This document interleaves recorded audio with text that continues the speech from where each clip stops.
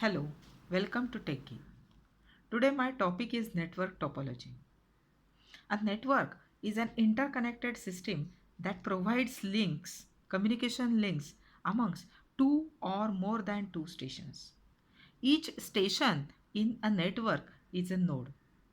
A node may be a computer or server or printer or connecting device.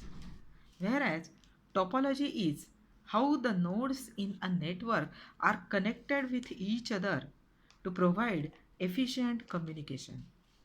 This configuration of interconnecting the nodes in a network is known as network topology. It can also be defined as the way of arrangement of nodes in a network. The nodes can be basically categorized into two. These are physical topology and logical topology. Whereas physical topology is the way the network looks, how it looks, that is the physical topology. And logical topology is how the data passes among the nodes, that is called as logical topology. Now, based on this physical topology and logical topology, again, three types of network topologies are there. These are star topology, ring topology, and bus topology. First of all, we will see the star topology. Here in this figure, you can see four nodes are there. Four nodes or four PCs are there. And a central computer or controller computer or hub or server is present here. And it looks like a star. A central node or hub is connected to all the workstation in a network. They are connected directly. Here again there is two-way communication. And workstation needs nodes in a network. If A node wanted to communicate with C node, then it is necessary that A node must send message to this central computer, and then only this central computer or hub or server will give message to C node. That means direct communication is not possible as the control node is present centrally. The advantage of star topology is that if we wanted to add some new node here, say E, then it is possible very easily. It is possible to add the node, or you can delete any node from this network. The addition of new node is easy without time delay, and control is centralized control. If any workstation fails in the network, say A or B or C or D or now E, then it doesn't affect the rest of the network. But the disadvantage of this star topology is that if a control node fail, if hub or server fail, then the whole network will get collapse. Now, another topology is ring topology. Here in the figure you can see 5 nodes are there. No central computer or host computer is present. Each and every node is directly attached to predecessor and successor, but the communication is only one way. That is unidirectional communication is there. That means any two node, say A and D, they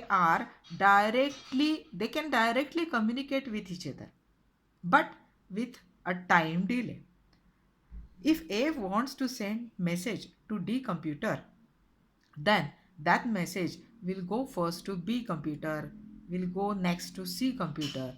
It will recognize that what is the destination is D computer, and this is not D computer or this is not D computer. So that message will go as upstream message, and here when the D computer it will reach to the destination, it will give message to D computer. That means direct communication is possible as server is not present. If a node fails in the ring topology, say C node fails in the ring topology, then the whole network will get collapsed. Also, it is very easy to add any node in the network in the ring topology.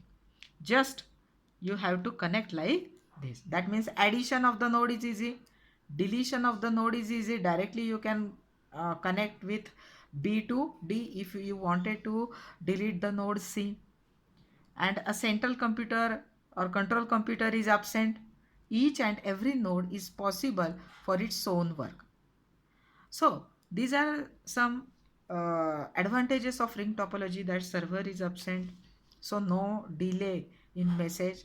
But if in this network, in this type of network, if more nodes are present, then there can be a little time delay for passing messages from one computer to another computer. That means we can say in short that the advantages of ring topology are each node has direct communication capacity as server is absent, and if nodes are less in a network, then no time delay to send or receive the messages. And the disadvantage of this is if a node fails in a network, then whole network fails. It will get collapse. Now, the third topology is bus topology. See, in the given figure, a cable is there with two ends blocked. Cable is called as a bus, as seen in the 11th standard. Now, there are four pieces are there in this bus topology. Directly, A computer can send message to C computer. Directly, he is communicating. Can communicate with D computer or B computer. That means any computer in the network is directly connected with the rest of the other computer. So there is no delay in communication. Now, if any node fails in the computer, then it will not affect the rest of the computer or rest of the network. As no central computer or server is present, there is no host computer, no time delay, no message delay in the communication. So the advantages, much more advantages of bus topologies are it is much faster than any other communication method or topology. Direct communication is possible between any two nodes.